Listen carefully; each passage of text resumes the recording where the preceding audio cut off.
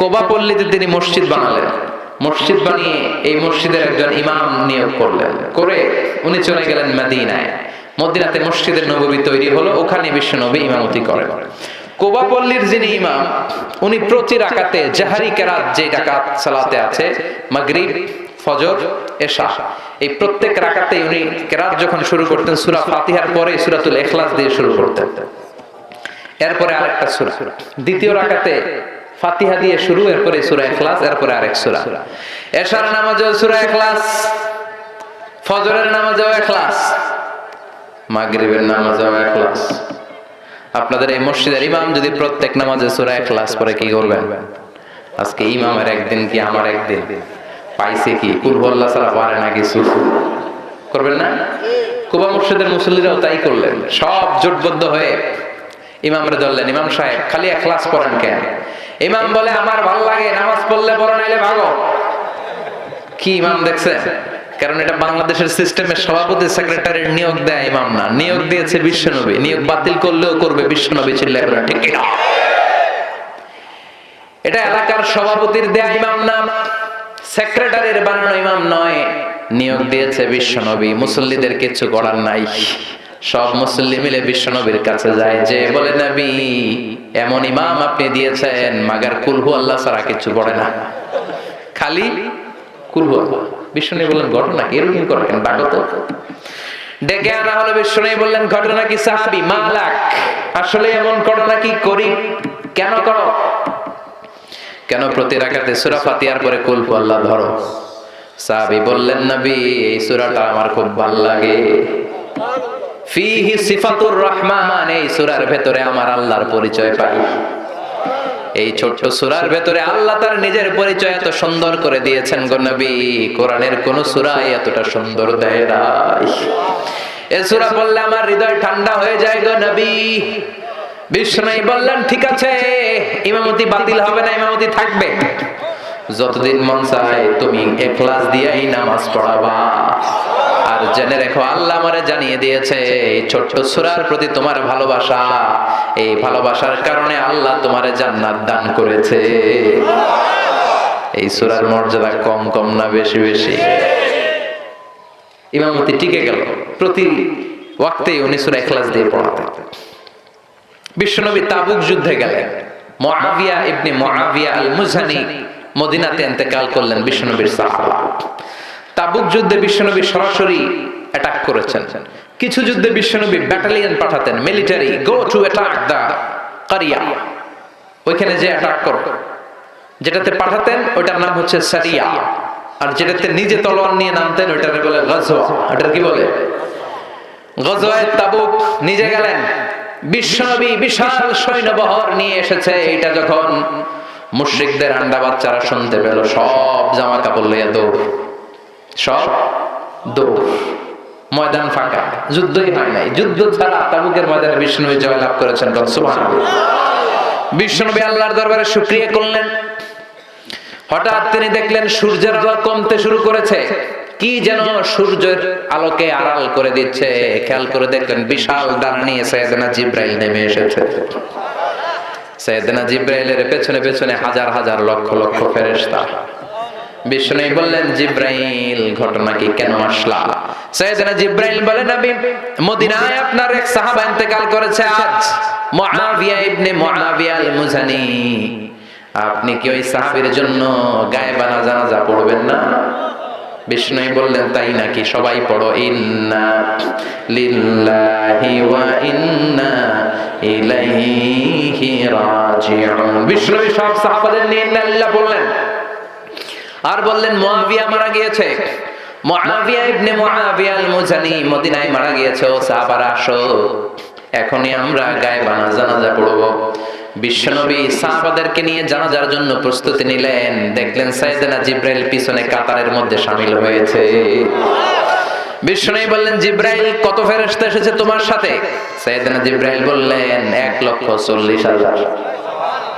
দুই কাতার করলেন সাইয়েদনা জিবরাইল। প্রথম কাতারে 70,000, দ্বিতীয় কাতারে 70,000। বিশ্বনবী জানাজা শুরু করলেন, আল্লাহু আকবার, আল্লাহু আকবার, আল্লাহু আকবার, আল্লাহু আকবার।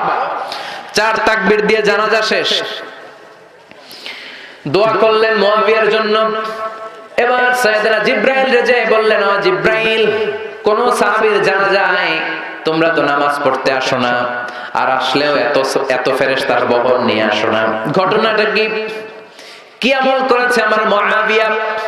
কি এমন ভালো গুণ আছে আমার মুআবিয়ার জীবনে, যেই মুআবিয়ার গায়বানা জানাজার মধ্যে 10,000 নয়, 20,000 নয়, 50,000 নয়, 1,40,000 ফেরেশতার বহর নিয়ে জানাজা পড়তে এসেছো? কি ছিল আমার মুআবিয়ার গুণাবলী? সাইয়েদনা জিব্রাইল বললেন, ও নবী, আপনার এই প্রিয় সাহাবা মুআবিয়া ইবনে মুআবিয়া আল মুজানি, তার চমৎকার একটা বৈশিষ্ট্য ছিল। এই বৈশিষ্ট্যের জন্য আল্লাহ তাকে পছন্দ করেছে। তার বৈশিষ্ট্য ছিল, আপনার এই সাহাবী কাঈদান আও জালিসান আও মাশিয়ান, মানে উঠতে বসতে চলতে ফিরতে সব সময় আপনার এই সাহাবী পড়তে থাকতো কুল হুয়াল্লাহু আহাদ। পড়েন, আল্লাহুস সামাদ লাম ইয়ালিদ ওয়া লাম ইউলাদ ওয়া লাম ইয়াকুল লাহু কুফুয়ান আহাদ। চিল্লায় পড়েন আল্লাহু আকবার। উঠতে বসতে খাইতে চলতে ফিরতে সব সময় কি পড়তো? সূরাতুল ইখলাস পড়বেন। নিয়ত করছেন? বেশি বেশি আমল করতে রাজি আছেন? হিনা ইউসবিহু ওয়া হিনা ইউমসি ওয়া ক্বাবলা আন-নাওম। বিশ্বনবী ফজরের সময়, খেয়াল করে শুনবেন, আর মাগরিবের সময়, আর রাতে যখন বিছানায় ঘুমাতে যেতেন হাত দুইটা এরকম করতেন, করে সূরাতুল ইখলাস, সূরাতুল ফালাক, সূরাতুন নাস, তিনটা সূরা শুরুতেই আছে কুল। কি আছে? এজন্য এই তিনটা সূরাকে একসাথে বলে কুল আস-সালাসা, বাংলায় বলে তিন কুল। বাংলা কি বলে? এই তিন কুল পড়ে বিশ্বনবী ফু দিতেন। ফু দিয়ে মাথা থেকে মাসে করা শুরু করতেন, করতে করতে পা পর্যন্ত, তারপরে হাত, তারপরে পিঠ, সারা শরীরে মাসে করতেন। সুবহানাল্লাহ। This is a protection from all bad আইস। সব হিংসুকের হিংসা থেকে, সব শয়তানের ওয়াসওয়াসা থেকে, সব ধরনের ব্ল্যাক ম্যাজিক থেকে, জাদু বানটোনা, এগুলো থেকে প্রোটেকশন প্রতিদিন সকালে সন্ধ্যায় ঘুমোতে যাওয়ার আগে নিতেন। পড়েন সুবহানাল্লাহ। নিতে রাজি আছেন তো? প্রোটেকশন দিবে কে? নাকি বডিগার্ড? বডিগার্ড প্রোটেকশন দেয়। অনেক মন্ত্রীর বডিগার্ড আছে না? দেখবেন সন্ত্রাসীরা গুলি মারছে, মন্ত্রীর কপাল ছিদ্র করে ফেলছে, মন্ত্রীর ঠুস। মন্ত্রী কি দম ফুরাইলে কি হয়? আরে মানুষ রঙিন ফানুষ, দম ফুরাইলে তবু তো ভাই কারোরই নাই একটুখানি। আরে মানুষ রঙিন ফানুষ, রঙিন ফানুষ, আরে মানুষ। ঠিক কিনা? বডিগার্ড দাররা মন্ত্রী ঠুস, সবাই বডিগার্ডের ধরছে, বেটা লাখ টাকা বেতন খাস। মন্ত্রী বলল, কেন? বডিগার্ড কয়, আমরা কি করবো, আমরা তো বডিগার্ড, আমরা রুহু গার্ড না। মন্ত্রীর বডি তো আছে, বডি লয়ে যাও। রুহু গার্ড কে? প্রোটেকশন দেয় কে? এজন্য সূরাতুল ইখলাস, সূরাতুল ফালাক, সূরাতুন নাস পড়ার দরকার আছে না? পড়বেন, পড়বেন সকালে সন্ধ্যায়, ঘুমোতে যাওয়ার আগে, বিছানায় যাওয়ার আগে। আবার মা আয়েশা যখন অসুস্থ হতেন, বিশ্বনবী বলতেন, নবী আমার স্বাস্থ্য খারাপ লাগে, অসুস্থ অসুস্থ লাগে। বিশ্বনবী বলতেন, ও আয়েশা হাত দুইটা এরকম করো আর পড়ো কুল হুয়াল্লাহু আহাদ, আল্লাহুস সামাদ, লাম ইয়ালিদ ওয়া লাম ইউলাদ ওয়া লাম ইয়াকুল লাহু কুফুয়ান আহাদ। আল্লাহু আকবার। মা আয়েশা বলতেন, আয়েশা ফু দাও, ফালাক ইখলাস, ফালাক নাস পড়ে ফু দাও। ফুদা হাত দুইটা দিয়ে সারা দেহের মধ্যে মেসেজ করো। সুস্থ করে দেবে কে? সুস্থ করার মালিক কে? বিশ্বনবী একবার সালাত পড়ছিলেন, নামাজ পড়ছিলেন, সেজদায় গেলেন, হঠাৎ লাদাগাতু আকরা, একটা বিচ্ছু পোকা এসে বিশ্বনবীর আঙ্গুলে কামড় দিল। কি পোকা? বিচ্ছু পোকা কামড় দিলে অনেক আরাম লাগে না? কি লাগে? বিষ, ব্যথা লাগে। বিশ্বনবী ব্যথা পেলেন আর বললেন, লা'নাতুল্লাহি আলাল আকরাব, এই বিচ্ছুর উপর আল্লাহর লানত। লা ইয়ালাম মুসাল্লিয়ান ওয়ালা নাবিয়ান, নবীও চিনে না আর কোনটা সাধারণ পাবলিক এটাও চিনে না। মুসাল্লিও চিনে না, নবীও চিনে না, কামড় দিয়ে বসছে। বিশ্বনবী ব্যথায় কাতরাচ্ছেন। বিশ্বনবী বললেন, লবণের পানি গরম দিয়ে আনো। বললেন, আমার এই ব্যথা পা আঙ্গুলের মধ্যে ঢালো। ঢালতে আরম্ভ করলেন, বিশ্বনবী পড়তে আরম্ভ করলেন। পড়েন কুল হুয়াল্লাহু আহাদ, আল্লাহুস সামাদ লাম ইয়ালিদ ওয়া লাম ইউলাদ ওয়া লাম ইয়াকুল লাহু কুফুয়ান আহাদ। পড়েন আল্লাহু আকবার। সূরাতুল ইখলাসের আমল করতে রাজি কারা কারা হাত তোলেন? লিল্লাহি তাকবীর, লাহে তাকবীর, লিল্লাহি তাকবীর। আল্লাহ তুমি কবুল করো। যেমনি মাফ করছে আমগরও মাফ করো। বিশ্বনবীর যেমনি সুস্থ করেছে আমাদেরকেও সুস্থ রাখো। পড়ে না আমি। এবার আসেন সরাসরি এই সূরা কোন প্রেক্ষাপটে মক্কায় নাজিল হলো এটা একটু জেনে নেই। মনোযোগ আছে না গেছে? কথা বুঝতেছেন? কষ্ট হচ্ছে না তো? কথা বোঝা যায়? এই সূরা নাজিলের একটা প্রেক্ষাপট আছে। কাফির মুশরিকরা এসে বিষ্ণু ঈসা ইসলামের কাছে বলল, আব্দুল্লাহর বেটা মুহাম্মদ, তুমি এক আল্লাহর ইবাদত করতে বলো, বাইয়িন লানা নাসাবা রাব্বিক, তোমার রবের নসবনামাটা একটু শোনাও। কি শোনাও? নসবনামা চিনেন? বংশধারা। নসবনামা মানে কি? যেমন আমার নাম মিজানুর রহমান, আমার বাবার নাম আলী আহমদ, আমার দাদার নাম হলো জাইনুল আবেদিন, আমার দাদার বাবার নাম হলো মাকরাম। এইভাবে বাবার বাবার বাবার বাবা, এটারে বলে নসবনামা। মুরব্বীরা বুঝবে, পোলাপানরা বুঝে কম, বয়স্করা এটা বুঝবে। এটারে কি বলে? মুরব্বী কি বলে? এটারে নসবনামা বলে। এটা হচ্ছে আমার নসবনামা। বিশ্বনবীর বাবার নাম আব্দুল্লাহ, তার বাবার নাম আব্দুল মুত্তালিব, তার বাবার নাম হলো হাশিম, তার বাবার নাম কিলাব, তার বাবার নাম মররা, তার বাবার নাম ফেহের, তার বাবার নাম গালিব। এভাবে যেতে যেতে যেতে যেতে আদনান, যেতে যেতে যেতে যেতে ইসমাইল, তার বাবার নাম ইব্রাহিম, যেতে যেতে যেতে শীস আলাইহিস সালাম, যেতে যেতে যেতে সাইয়েদনা আদম আলাইহিস সালাম।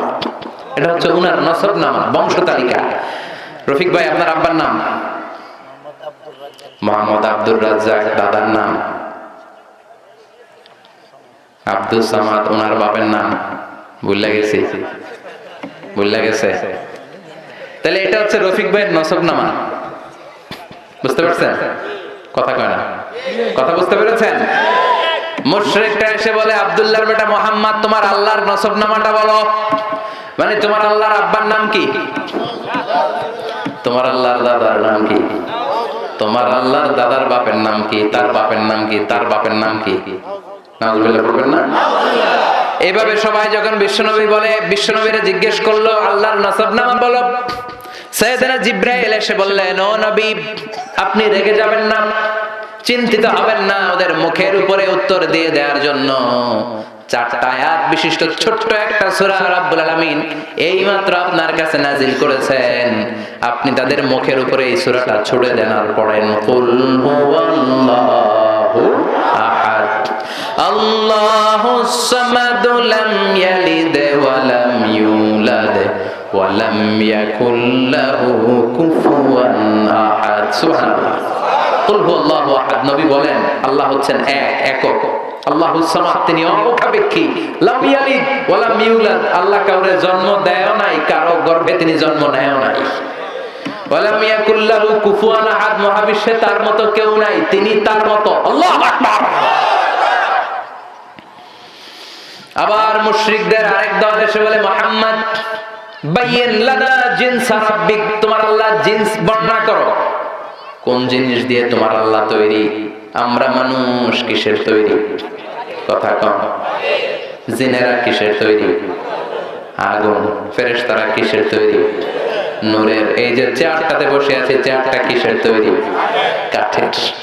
ওরা বলতে আরম্ভ করলো, মুহাম্মদ, বাইয়িন লানা জিনসা রাব্বিক, বলো তো তোমার রব কিসের তৈরি? কাঠের। আহুয়া মিন খাশাব আও মিন ফিদ্দা আও মিন যাহাব, তোমার আল্লাহ কি সোনার আল্লাহ, নাকি রূপার আল্লাহ, নাকি তামার আল্লাহ, নাকি কাঠের আল্লাহ, নাকি স্টিলের আল্লাহ? কি দিয়া বানানো? নাউজুবিল্লাহ কইবেন না? আবার সাইয়েদনা জিবরাইল এই সূরাটা নিয়ে আসলেন, বললেন, নবী, ওদের মুখের উপরে চপেটাঘাত করেন আর চিৎকার করে ওদেরকে শুনিয়ে দেন। সবাই পড়েন, কুল হুয়াল্লাহু আহাদ, আল্লাহুস সামাদ, লাম ইয়ালিদ ওয়া লাম ইউলাদ ওয়া লাম ইয়াকুল লাহু কুফুয়ান আহাদ। পড়েন আল্লাহু আকবার। আল্লাহর পরিচয় পাইছেন? এই সূরা পড়লে আল্লাহ চেনা যায় না?